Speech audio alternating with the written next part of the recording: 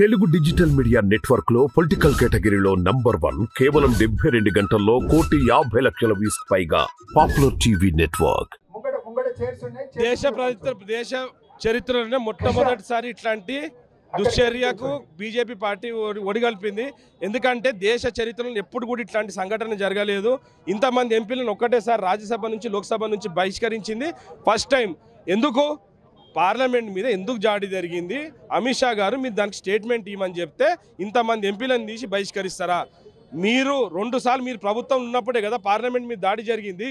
వీళ్ళు parliament elections కన్నా before ఇట్లాంటివి చేసి ప్రజలందరినీ రెచ్చగొట్టి ఇట్లాంటి కార్యకలాపాలను పాటుపడుతున్నది బీజేపీ. కాబట్టి దేశ ప్రజలందరూ కూడా బీజేపీ నాటకాలు బయట పెట్టాలని చెప్పేసి మేము ప్రజాక్షేత్రంలో పోయినాం. పార్లమెంట్లో మా గొంతు నొక్కుతున్నారు కాబట్టి మేము ప్రజాక్షేత్రంలో పోయినాం. ఏ విధంగానైతే గద్దాఫీకి సద్దాం హుస్సేన్ నియంత్రణ పరిపాలిస్తే దేశ ప్రజలందరూ కూడా ఏ విధంగా తిరగబడుతుండ్రో ఈ రోజు కూడా మోడీ గారి ప్రభుత్వానికి కూడా ఇట్లా తిరగబడే రోజు దగ్గరకు వస్తున్నాయని చెప్పేసి నేను బీజేపీ పార్టీ వాళ్ళకు నేను సూచనిస్తున్నాను. స్మోక్ బాంబ్ గల ప్రతిపక్ష నాయకులు ఉన్నట్టు ఏమైనా ఆరోపిస్తున్నారు బీజేపీలు? సార్ మీకు ఒకటి చెప్తా, పార్లమెంట్లో ఒక సభ్యుడు ఒక అగాంతకుడు ప్రవేశించిండు ఎవరి పాస్ మీద, ఒక బీజేపీ ఎంపీ పాస్ మీద. ఇట్లాంటి ఎందుకు జరిగింది అనేది అమిత్ షా గారు స్టేట్మెంట్ ఇవ్వాలి. అది తుస్సు బాంబా లేకపోతే పేలే బాంబా అనేది అమిత్ షా గారు చెప్పాలి కదా. కేంద్ర హోంమంత్రి కింద ఒక పార్లమెంట్లో జరిగిన సంఘటన వాళ్ళు చెప్పాలి. దారి చెప్పమంటే మా మీద నేను ఎంపీలను సస్పెండ్ చేస్తా, ఒక్కరోజు మొదలైన పార్లమెంటు నేను అడ్జర్న్ చేసి వెళ్ళిపోతా, నా ఇష్టం అని అంటే ఎట్లయితుంది? కాబట్టి నేను ఒకటే చెప్తున్నా, ఇవన్నీ డ్రామాలు బంద్ చేసి మీరు తక్షణమే మీరు ఏం జరిగిందో దాని మీద స్టేట్మెంట్ ఇవ్వాలి. దేశ ప్రజలకు అందరికి కూడా తెలియాలని చెప్పేసి కాంగ్రెస్ పార్టీ నిరసన కార్యక్రమం చేపడుతుంది. కానీ పార్లమెంట్ కాదు, మీరు తెలంగాణలో పవర్లో ఉన్నారు, కేసీఆర్ కాళేశ్వరం మీద విచారణ చేయాలని చెప్పేసి బీజేపీ నాయకులు చెప్తున్నారు. అరే బరాబర్ నిన్న మా ముఖ్యమంత్రి గారు నిన్న 3 అంశాల మీద జ్యుడిషియల్ ఎంక్వైరీ చేయించిండు. రానున్న రోజుల్లో ప్రతి ఒక్క అవినీతి జరిగిన 10 సంవత్సరాలలో జరిగిన అవినీతి మీద బరాబర్ ఎంక్వైరీలు జరుగుతాయి. దీనికి పాల్పడ్డ ప్రతి ఒక్కరిని కూడా వాళ్ళకు తగిన చర్యలు ఉంటాయి. దీని మీద మా ముఖ్యమంత్రి గారు వెనుకవే సమస్యనే లేదు.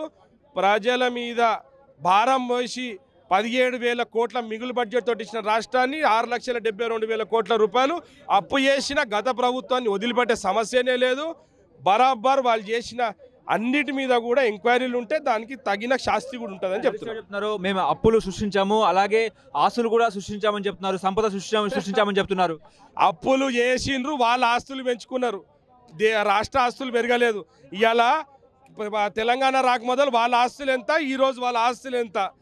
ఇవన్నీ కూడా తెలంగాణ రాష్ట్రం ఆస్తులు పెంచలే, వాళ్ళ సొంతం కేటీఆర్ కుటుంబ ఆస్తులు మాత్రం పెంచుకున్నారని చెప్పి ప్రజలందరూ కూడా అంటున్నారు. ఇప్పుడు రుణమాఫీ ఎక్కడ, రైతు బంధు ఎక్కడ అని చెప్పేసి కేటీఆర్ చెప్తున్నారు. అవు సార్, ప్రభుత్వం వచ్చి మాకు 13 రోజులు అయింది. 10 సంవత్సరాల వరకు గడ్డి బీకలేదు వాళ్ళు. మా ముఖ్యమంత్రి వచ్చినాక 2 హామీలు ఇచ్చిండు. ఈ నెల 100 రోజుల్లో పాటు అన్నీ కూడా బరాబర్ ఇస్తాం మేము. అది మా కాంగ్రెస్ పార్టీ కమిట్మెంటు. ముఖ్యమంత్రి గారు పార్లమెంట్లో అసెంబ్లీలో కూడా చెప్పారు ఈ విషయం. కానీ ఇక్కడ మెగా డిఎస్సీ ఎక్కడ అని చెప్పేసి, పోస్టులు ఎక్కడ అని చెప్పేసి కేటీఆర్ చెప్తున్నారు. సార్ వాళ్ళకు ఓపిక ఉండాలి. వచ్చి 10 రోజులు రాలేదు ఎందుకు? మీరు 10 సంవత్సరాలు మీరే ఉన్నారు కదా, మీకు ఇంత కూడా ఓపిక లేకపోతే ఎట్లా? కాబట్టి ఓపిక పట్టండి, 100 రోజుల్లో పాటు అన్నీ అవుతాయి. మీ పని అవుతుంది, వాళ్ళ ప్రజలకు కూడా మేము ఏమైనా ఇచ్చినా వాళ్ళ పని కూడా చేసి పెడతాం. సోనియా గాంధీ గారు తెలంగాణ నుంచి పోటీ చేసే అవకాశం ఉందా ఎంపీగా? మా ముఖ్యమంత్రి గారు ఆల్రెడీ దాని మీద ఒక ఆ రోజు పిఎస్సీలో కూడా చెప్పిండ్రు, వాళ్ళ విజ్ఞప్తి కూడా పెట్టిండ్రు. డెఫినెట్గా సోనియా గాంధీ గారు తెలంగాణకు వచ్చి పోటీ చేయాలని చెప్పి మేము కాంగ్రెస్ పార్టీ వాళ్ళందరూ కూడా విజ్ఞప్తి చేస్తాం. మోడీ కూడా ఇక్కడ నుంచి పోటీ చేస్తారని వార్తలు వస్తున్నాయి. మోడీ తప్పకుండా వచ్చి ఇక్కడ పోటీ చేయాలి, బరాబర్ మోడీని మేము ఓడగొడతామని చెప్పేసి కూడా మేము చెప్తాం. లోక్సభ ఎన్నికలు మీకు అగ్ని పరీక్షగా మారే అవకాశం ఉందా? అగ్ని లేదు, పరీక్ష లేదు. ఇక్కడ కేసీఆర్కే గతి పట్టిందో మోడీ కూడా అదే గతి పడుతుంది. డెఫినెట్గా బరాబర్గా కాంగ్రెస్ పార్టీ దేశంలో ప్రభుత్వం ఏర్పాటు చేయబోతున్నాం. లోక్సభలో కాంగ్రెస్ పార్టీకి ఎన్ని సీట్లు వచ్చే అవకాశం ఉంది? డెఫినెట్గా మేము ప్రభుత్వం ఏర్పాటు చేస్తున్నాం. మాకు ఇండియా కూటమి అందరం కలిసి మేము పోటీ చేస్తాము. దాంతో ఇండియా కూటమి అనేది రేపు ప్రభుత్వం ఏర్పాటు చేస్తాం. మీరు కాంగ్రెస్ పార్టీకి లాయల్టీ గల వ్యక్తి కాబట్టి, ఎప్పటి నుంచో మీరు కాంగ్రెస్ పార్టీలో ఉన్నారు కాబట్టి మీకు ఎటువంటి పదవి వచ్చే అవకాశం ఉంది? నా కాంగ్రెస్ పార్టీ ఆల్రెడీ నాకు పదవి ఇచ్చింది. నేను జిల్లా అధ్యక్షుడిని. నా కాంగ్రెస్ పార్టీ గుర్తించి నాకు టికెట్ ఇచ్చింది. రానున్న రోజుల్లో కూడా కాంగ్రెస్ పార్టీకి ఒక సైనికుని కింద పనిచేస్తా. కాంగ్రెస్ పార్టీ నాకు ఏ ఆదేశాలు ఇస్తే ఆ ఆదేశాలకు అనుగుణంగానే కాంగ్రెస్ పార్టీలో పనిచేస్తా. కాంగ్రెస్ పార్టీ ప్లాట్ఫామ్ తోటి మేము ప్రజల క్షేత్రంలో పోతా, ప్రజలకు అందరూ కూడా సేవ చేస్తాం. ఎంపీగా ఏమైనా వెళ్ళే అవకాశం ఉందా అనుకుంటారా? నాకు అట్లాంటి ఆశలు ఏమీ లేవు. కాంగ్రెస్ పార్టీ ఏం ఆదేశాలు ఇస్తే ఆ ఆదేశాలు నేను శిరస వహిస్తాను. Thank you sir.